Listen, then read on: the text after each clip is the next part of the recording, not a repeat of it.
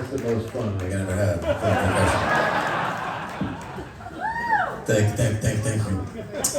Okay, something else that happened during the COVID year. I went through my tape vault and I found these 2-inch reels of not only Friday night in San Francisco, but I found a Saturday night in San Francisco. So I called John up, who was, I think he was in Monte Carlo or something, and of course nobody would go anywhere and fly anywhere. So I said, hey John, I found tapes of us on the very last night in San Francisco. He goes, we only played Friday. No, we played 2 nights. So if you let me, I'll go through all the tapes and I'll find all their tracks that weren't on Friday night, which is what I did. Here it is. Here it is. So I spent about 2 months editing all these pieces to fit vinyl, because there's a certain amount of minutes, each 33 and a 45 is coming out next year. And it all started with Mediterranean Sundance, right? Which was on Elegant Gypsy. And it happened because I called my record company product manager and I said, hey look, I would really love to have Paco come from Spain. This is back in 1976 or 77, and be a part of the record. And so he called Paco's record company, RCA, in Madrid, and they flew him over to New York. So he comes does this big word of English, and he had a friend of his that was translating, and we were at Electric Lady Studio, Jimi Hendrix Studio in New York, and I showed him the piece. We did about 3 or 4 takes, and he just wasn't there yet. He was so out of his comfort zone, and his friend comes over and whispers in my ear. He goes, "Paco needs weed." I said, "Well, I don't smoke, but what? Oh, wait a minute. My friend Michael, the guy that brought the tapes, the chick, is in the other room. Michael was always hanging around with me." And so I called Michael and I said, "Michael, could you get Paco's?" "Oh, no problem." Yeah. So, you go to anybody on the street, at that time they were selling pot. So it gets Paco, lights up, feels great. And it was that first take. That's the one that's on the record. And you can hear him at the end of the song going, everybody in the control room high-fiving. So that song came out and became a hit single, actually, like a real hit single, not here, but in Spain, and France, and Italy, and Germany. And it went on to sell a crazy amount of records. So we had this idea, of course, that we got to do this live sometime. And that sometime happened 3 years later. This impresario from London named Barry Marshall, who is actually McCartney's guy now, but he started in the business with us, and it was his vision to put John with us. I said, man, if you, with John and Paco, that's going to be killer. So he organized this 2-month tour starting in Scandinavia, and we came down through all Europe, and we finished in San Francisco, and this is it.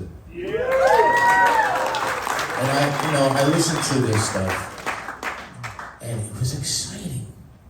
It was a certain kind of velocity that you have in your 20s, like, holy shit. John goes, we can't do that anymore. I said, I know. But it was a special time, and it was a time with no cell phones, right? And no computers. So that extra 5 or 6 hours that we spend on our phones, we spent practicing. Because that each night we knew we were gonna challenge one another, and after play better than you normally play, especially after Paco's soul was like, oh shit, my turn now, I gotta come up with something. So it was like that. And anyway, at least we documented it and we have it on record. So we're gonna play that piece to start it all off.